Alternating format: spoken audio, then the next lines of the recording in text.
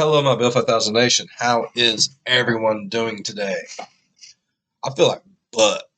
My allergies are whomping my ass. So this video is not going to be a very long video. I found a 11 minute and 40 second long video. And I don't even know if I'll be able to make it through that. Yes, I am one of those poor assholes that gets allergies and just wants to curl up underneath something and die.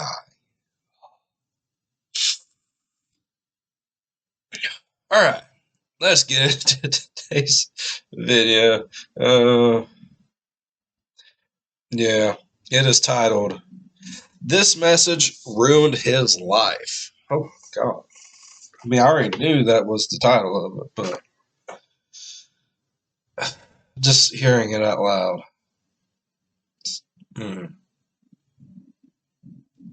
All right. So, let's go ahead and get into today's story. Go ahead and turn the lights down low, put on something comfy, cuddle up with something special. Let's get spooky. On a summer night in 2020, a young man received a notification on his cell phone. He read it. He realized his life was over. But before we get into his story, if you're a fan of the strange... He was kicked out of Christian Mingle.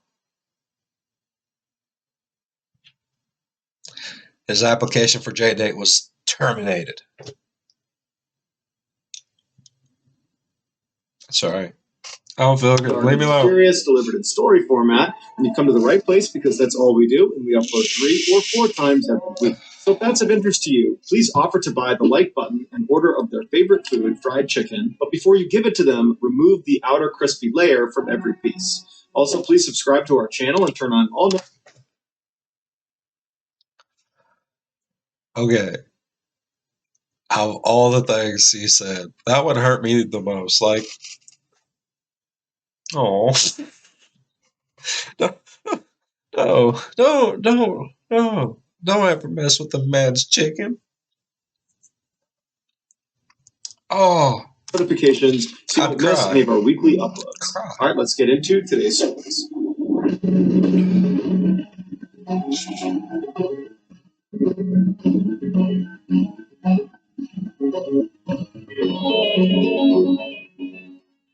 In the spring of 2020, right when the COVID-19 pandemic was really kicking into high gear, students at the University of Nebraska were told to move out of their dorms and move back home with their families to prevent the spread of the virus. One student, 20-year-old Alex Kearns, who was enrolled at Nebraska on an ROTC scholarship, was just as shocked as everybody else at how quickly this pandemic had turned their life upside down. But in terms of going back home again, he wasn't that upset about it because he was close with his family and he figured some unexpected time with them would be nice. Once he got back to his hometown of Naperville, Illinois, which is an affluent suburb outside of Chicago, he quickly fell into a quarantine routine, which consisted mostly of screen time and lounging around. But in the evenings, he would put his... Hey, we have all been there. All right. For a good little bit, my business casual was stretchy pants. I miss my stretchy pants, so get attached to this. Who misses their stretchy pants? Away, and he would go into the kitchen with his mother Dorothy, and the two of them would chat for hours about all sorts of things. One night, he told his mom that he was feeling kind of nervous about what he was going to do with his life after college, that even though he was studying business out at the University of Nebraska, he didn't really know what he was going to do with that. All he knew was that he wanted to find a way to help people. And his mother and everybody that knew Alex would say that that's just Alex. He was this really gentle, nice, awesome person that everybody just adored. After being home for a few weeks, Alex was starting to get bored of his quarantine routine, and he began looking for other things to do. He had seen a number of ads for a new brokerage app called Robinhood that was becoming increasingly popular amongst people his age. Unlike other trading platforms, Robinhood was designed for the common person. There was not huge fees that needed to be paid by the investor as soon as they logged on, and the app was very sleek, and it turned trading kind of into a game on the app. Alex had a few $1,000s in his bank account, and so he figured, you know what? What the heck? I'll download Robinhood and see what I can do. What's the worst that can happen? After trading on Robinhood for a couple of days, Alex was hooked. And he showed his family that he was actually making a little bit of money and he was learning about the stock market. Yeah. His parents would later recall when they found out he was using Robinhood, they weren't concerned because Alex had always been incredibly careful with his money, saving most of it and very rarely spending much of it. And so they figured, he might lose his savings, but he's certainly not going to fall into significant debt. That's just not Alex. Also, there was a safety mechanism in basic accounts on Robinhood that protected first-time users from going above $10,000 in debt. So even if Alex tried to lose more than that. $10,000 in debt is still a lot. Bruh. Yeah, that's still a lot. Like, don't even let me get to $10,000. Don't even let me get to 1,000. Stop me at like 150. Look, anyone that knows me will tell you I will squeeze a penny until a booger flies out Abraham Lincoln's nose. Like, that's just how it is. The app wouldn't allow him so long as he was using a basic account. As the weeks went on, Alex got more and more confident in his trading ability, and he got really familiar with the Robinhood app. And one day he noticed there was one function he had not tried on the app called options trading. For context, traditional trading goes like this. Somebody identifies a stock that they like, and then they gamble on it. And the way they gamble on it is they buy shares of that stock. And if the stock increases in value, they make more money. If the stock loses value, they lose money. Very simple. But some people either can't afford the share. That's pretty straightforward. You don't get no easier than that. Or don't want to buy the shares, but they still want to get in on the action of the stock market. And for those people, they can use something called options trading. Instead of buying shares, options traders will basically sell an insurance policy to other traders who have already purchased shares. And this insurance policy they're offering is known as an option. These option traders will go up to these shareholders and they'll say, for example, I'll give you $500 in exchange if your stock tanks and you're losing a ton of money. You can exercise your option, i.e. cash in your insurance policy, and I, the option holder, will cover all of your losses. But if your stock stays steady or gains in value, I still get to keep your $500. That's non-refundable. Naturally, these options traders, they need to be savvy about which stocks they're prepared to cover with their option. I mean, it don't make sense, right? A little bit. Yep. I mean, it sounds complicated. I ain't gonna lie. Like, he lost me halfway through. My brain is goopy though. Because if that stock tanks and the shareholder decides to sell, i.e. exercise their option, then the option holder is obligated to immediately buy all of the shares at a premium. And if that shareholder has, let's say, hundreds of thousands of shares, well, too bad, the option holder is buying all of them. So when Alex clicked on the options trading button inside of his Robinhood app, it brought him immediately to an application, because Robinhood had to make sure anybody on their app that was going to be buying or selling options, they needed to be an experienced trader. And they needed to understand the risks because they were much higher than a basic account. There was no limit to how much debt someone could fall into in trading options. Alex was a smart guy and a motivated trader, but he knew nothing about options trading. And so when he saw this application, I'm sure he thought to himself, yeah, I know nothing about options trading. There's no way I could possibly get into this. But he decided, what the heck? I will apply to go onto their options trading side just to see if they'll accept me. So he fills out the application. That was stupid. Look, I understand being curious, but if you know for a fact you do not need to be doing something, don't even attempt. Just turn around and walk away. I'm just saying, turn around, walk away. You should put the phone down. Can I do this? Maybe. If your answer is maybe, you don't need to be doing it. Now, if you're sitting there like, can I do this? Yeah, I can. in my sleep, standing on one toe, whistling, polywaddy doodle all day. Didn't do it, but no. He shouldn't have even attempted. And almost immediately, he is accepted onto that side of the platform. It would later turn out that application was kind of a sham. It did not really do very much to restrict access to that side. Alex was surprised at his acceptance, but he was also very excited. And right away, he started trading They think I'm smarter than what I am. Yeah.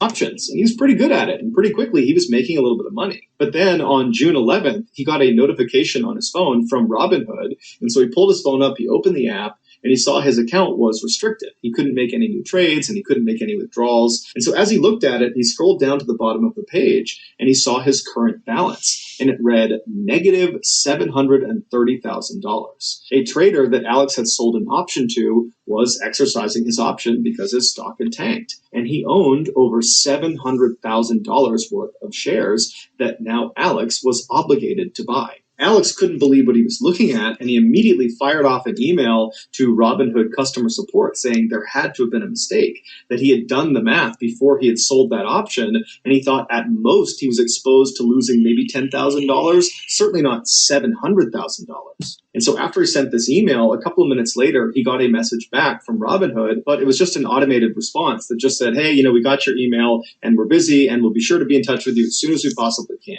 And so at this point, Alex is starting to panic a little bit because I would have shit myself. I'm not even gonna lie. Someone says I owe them $730,000. Nah, I'm shitting myself right there.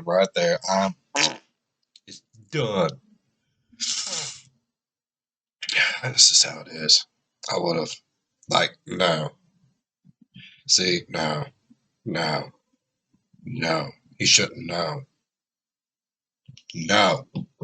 looking at his phone, and this looks real. He's trying to go through his phone to find some place that would show him this was a mistake, but there's nothing that indicates this is a mistake. So after a couple of hours, Alex is just laying in his bed. He can't sleep, and he sends another message to the customer support team at Robinhood, pleading with them to please check his account. There has to have been a mistake. There's no way I would have exposed myself to $700,000 of debt. But again, all he gets is an automated response that says, we're busy and we'll be in touch with you soon. A couple hours later at 3:26 a.m., Alex is still awake, probably pacing around his room, totally panic-stricken. And he looks at his phone and there's another email from Robinhood. And he's thinking, oh my goodness, thank you. Someone's gotten in touch with me to tell me this has been a horrible mistake. And so he opens his email and the header of the email is immediate action required. And what it was a notice for him to make his first payment on this enormous debt. It was going to be about $170,000 that he had to pay in the next couple of days. And if he didn't make this first payment, they would seek legal action against him. Alex was probably terrified, and also he was ashamed and didn't want to tell his parents. And so all alone in his room, he writes a third email to Robinhood, now straight up begging them, someone please look at my account. This has got to be wrong. But again, he just got the automated message. And so for the rest of the night, Alex probably laid on his bed thinking the world was just crashing in on him. He knew there was no way he could pay this enormous bill. Oh.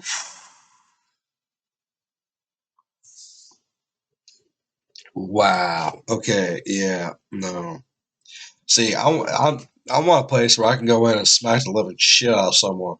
I don't want to have to deal with an automated thing. I don't want to deal with, hi, I'm Paul. How can I virtually help you today? No. I want a place I can go in, reach across the desk, grab someone, and smack the living shit out if I have to. That's just me, though. We all have our ways of dealing with things. Mine is... And if he didn't pay it, he would either go to jail or hand it off to his family, which would financially ruin them. And just the idea of doing that to the people he loved made him sick. He just could not face that as one of his options. And so by the time the sun came up the next morning, Alex had come to a conclusion about what he was going to do. He started by pulling out his phone and pulling up the Robinhood app and screenshotting the dashboard that showed his enormous negative balance. And then he went on his laptop and he wrote a long letter to his family and he put it on his desktop so they would understand why he did what he was about to do. And then he left the house, hopped on his bike, and pedaled away. A couple hours later, a police officer arrived at the Kearns' household and he told them that their son, their brother, Alex, was unfortunately deceased.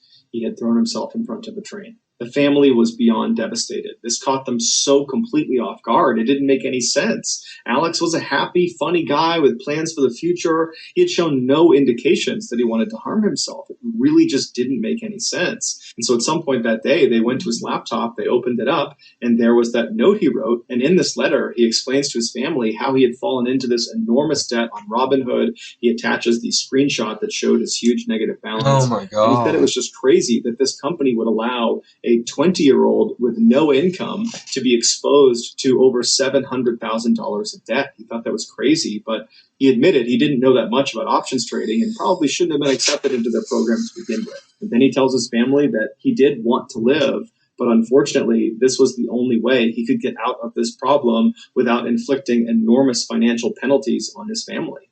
And so he believed he was protecting his family when he took his life. 24 hours later, Robinhood sent Alex another email, and it said, "Oh, that $730,000 debt that we said you owed, that was a mistake. You don't owe anybody any money." Alex's family has since filed a wrongful death lawsuit against Robinhood, saying that had they just had a person working their customer service desk, they could have talked to Alex and immediately seen that this was a mistake, and it would have saved Alex's life. Their case is still ongoing. So that's going to do it, guys. If you found the secret in today's episode, Oh my God. Okay. Oh shit. I was just going after it because it was a smaller video and I felt like booty today, but damn. I ain't ever gonna make that mistake again. Oh, oh, look. Ah, yeah.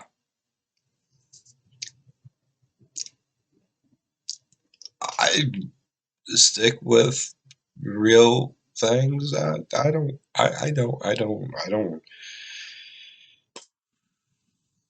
Like I said, I like going and doing things and going to places where I can reach over a desk and smack the living shit out of someone if I have to. Yes. No. All right. Whew. I feel like crap.